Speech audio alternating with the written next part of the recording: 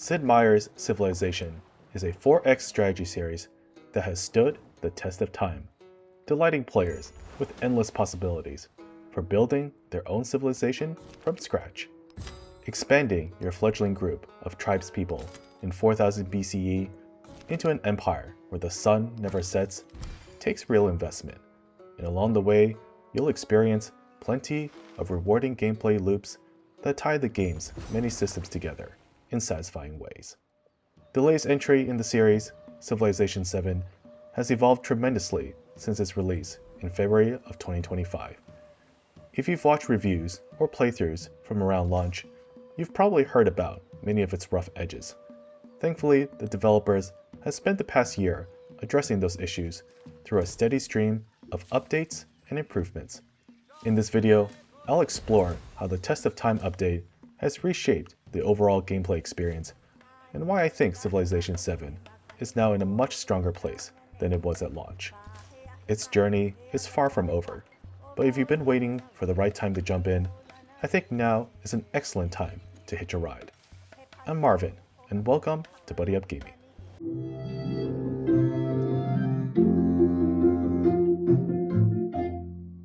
Let's start with the most obvious issue. Civilization VII's launch lacked polish. A clunky user interface and a shortage of contextual information made it difficult to understand what was happening in any given playthrough. Even veteran Civilization players, people with decades of experience learning new mechanics, found the experience frustrating. I'll spare you the horror stories from launch day, because thankfully, many of those issues have now been addressed. There are two additions from the Test of Time update that I especially appreciate. Like many modern strategy games, Civilization VII now includes much more robust tooltips that provide timely information when you're making important decisions. The game also does a much better job of presenting contextual information. For example, if you're deciding whether to apply the hub town specialization to a settlement, you can immediately see how many cities and towns it's connected to without having to hunt for that information yourself. The user experience still isn't perfect, but it's a great deal better than it was at launch. As much as the user interface deserved criticism, I don't think it was the biggest reason Civilization VII struggled after launch. The real culprit was replayability. Before release, the developers explained that historically, many Civilization players never actually finished their campaigns. They'd build their civilization into the dominant force on the planet, then decide it was more fun to start a brand new game than spend several more hours seeing the current one through to victory. Honestly, I can sympathize with that mindset. Even on the highest difficulty levels, the late game of Civilization VI could sometimes feel like a slog. I'd spend hours clicking the end turn button over and over, waiting for my long-term investments to finally pay off so I could reach that coveted victory screen. To address that problem, the developers introduced a completely new structure for Civilization VII. Instead of requiring every game to span all three ages, a campaign could begin and end within a single age: Antiquity, Exploration, or Modern. Within each age, players work toward four legacy paths: militaristic, scientific, cultural, and economic. Completing objectives in those paths awarded attribute points, and in a single age game, the civilization with the most points would win. For players who preferred a more traditional 3-age campaign, those attribute points carried forward as bonuses into the next age. Then, in the modern age, each legacy path introduced a victory condition that essentially rewarded players for maximizing that particular attribute. On paper, it was an elegant solution. In practice, though, it quickly became formulaic.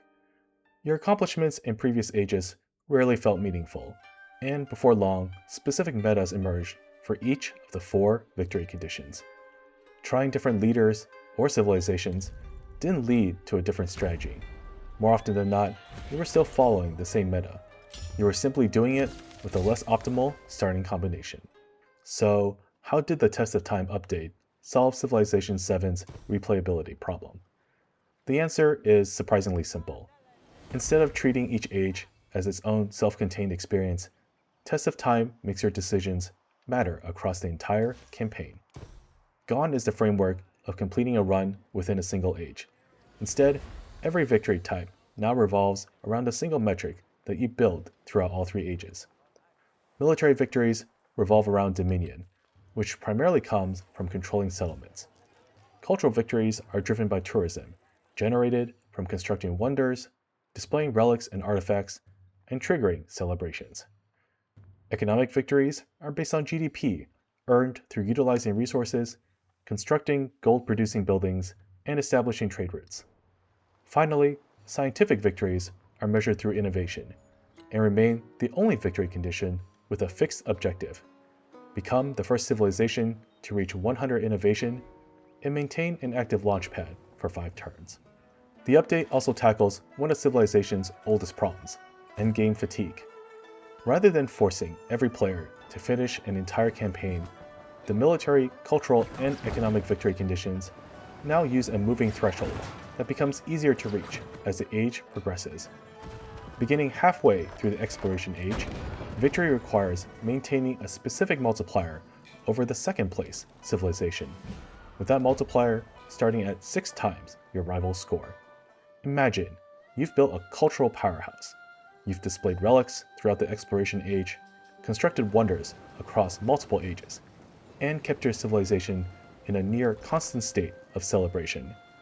If your tourism reaches 6 times that of the second place civilization, you can actually win before the modern age even begins. Personally, I love this redesign.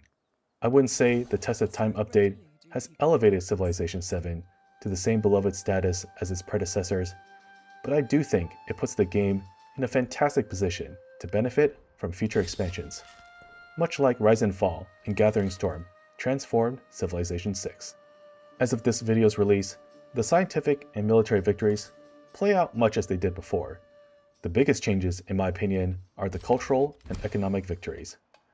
Cultural victories, in particular, benefited tremendously from this rework. At launch, achieving a cultural victory meant collecting 15 artifacts during the modern age and completing the World's Fair. That usually meant beelining natural history as soon as the age began, training a small army of explorers, and then praying the artifact sites spawned somewhere convenient. Once you'd collected enough artifacts, all that remained was having one high-production city crank out the World's Fair before anyone else. The biggest problem wasn't that the strategy was difficult, it was that everything you accomplished before the modern age barely mattered. Constructing wonders during Antiquity? Nice, but largely irrelevant. Displaying relics throughout exploration? Helpful, but only because they eventually led to artifacts. Ironically, military conquest often contributed more toward a cultural victory than your actual cultural accomplishments, because conquering settlements on multiple continents gave your explorers access to more artifact sites. Test of Time completely changes that dynamic. A cultural victory is now the product of everything you've accomplished across the entire game.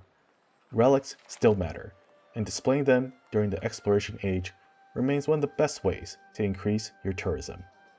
Wonders also continue to play an important role, but now every wonder contributes tourism, with earlier wonders providing value over a longer period, while later wonders generate more tourism immediately.